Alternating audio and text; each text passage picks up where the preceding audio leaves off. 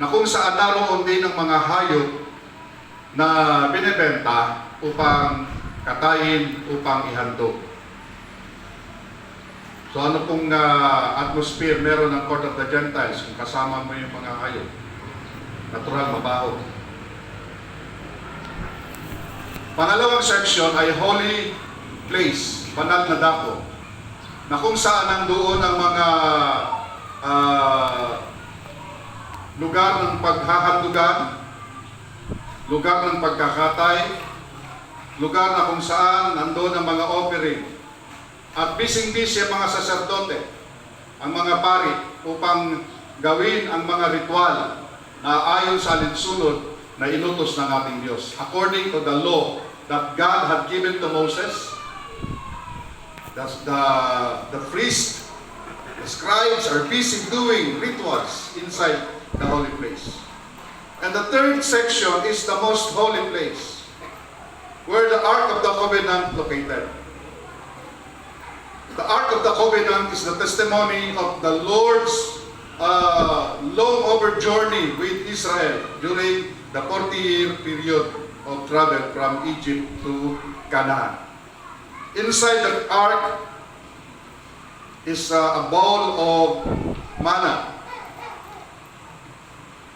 and the tablet of stone that was given to Moses in the Mount Sinai, together with the staff of Aaron that has budded with almond. Buhay pa yung sanga sapagkat may tumubo na bunga ng almond. It is placed in the ark, covered with cherubim.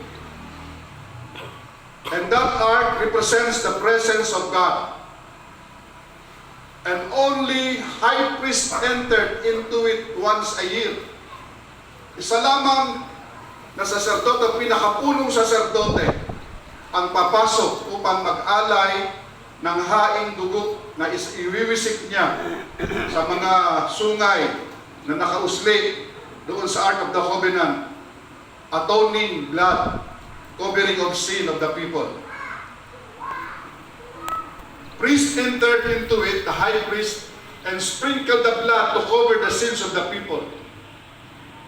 But according to Hebrews chapter 10, blood of bulls, blood of goats cannot redeem the sin of man. Symbolic, yeah. That's why Jesus Christ was crucified. He was the ultimate sacrifice. Amen. That's true. And because of His death, we can now enter into the Holy of Holies. Yes. Amen. The place, the holy place in between the Holy of Holies was divided with a thick curtain made of sheep, goat skin. Napakakapal ng goat skin. For the people will not see the Ark of the Covenant. But when Jesus was crucified, when Jesus was sacrificed, that curtain was rented into two, from top to bottom.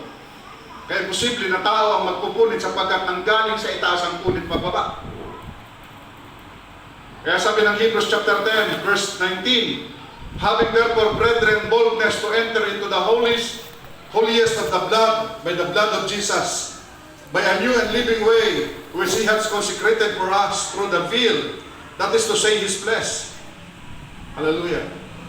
Kanya nga po, tayo ay makakapasok na sa dakong kabanal-banalan ng ating Diyos na pinagpapawal sa mga Israelita, subalit sa atin na nasa biyaya na ng Diyos, makakapasok na po tayo sa presensya ng Diyos na inaasam-asam ng mga Israelites. Israelites were longing for it, but they didn't receive it.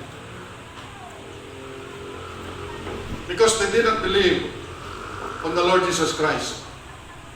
Subalit kabalat tayo na niniwala sa Panginoon Jesucristo, maaari na tayo pumasok sa dakong kabanal-banalan. Sa paanong paraan? Sa pamamagitan ng praise and worship. Through praise and worship, we can enter into the holiness of God. Thank you, Lord. That's why praise and worship is the most important part of our fellowship. Yes, giving the word is important. But giving the word is nothing when you cannot enter into the presence of God. Sapagkat kung wala kayo sa presensya ng Diyos, Kahit na anong ganda ng sermon ng pastor, hindi ninyo maintindihan. Because labas kayo sa presensya ng Diyos. Kung wala tayo sa presensya ng Diyos, hindi natin may communicate ang ating sarili sa ating Diyos. Kaya lagi yung sinasabi, maaga po tayo sapagkat maaga ang ating service. Dahil umiiwas tayo sa init. Huwag niyo i-take for granted ang panawagan sapagkat napakahalaga ang simula ng service. Kung mamimiss mo ang praise and worship, uupo ka, saan mo na, hamong mainggan, isaw niya ang Diyos.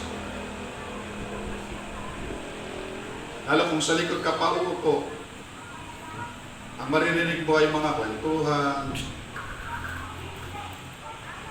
Hindi ka makapag-concentrate sapagkat you haven't entered into the presence of God. Kaya napakahalaga ng praise and worship. Sapagkat dito tayo ay inaanyayaan na pumasok sa dakong kabanal-banalan ng Diyos. Inaanyayahan tayo ng song leader, ng worship leader, na pumasok sa dakong kabanal-banalan ng Diyos upang sa ganung pagbigay ng Word of God, masasalo natin. Kaya kita nyo, iba yung ating setup. Pagkatapos sa praise and worship, Word of God. Sa ibang church, opening muna, welcome muna, ano munang ginagawa bago mag-word. Magda-die down na yung momentum ng Holy Spirit. After praise and worship, mahihimas-masan ka na. Kaya dapat, after praise and worship, Word of God, sapagkat press ang mind, press ang soul na tumanggap ng Word. Hallelujah. And praise and worship, songs of praise and worship, will set our hearts, will set our mood to listen to the Word of God. Hallelujah. Kaya praise and worship plays a vital role for us to enter the most holy place of God, where we receive His most holy words delivered by the preacher.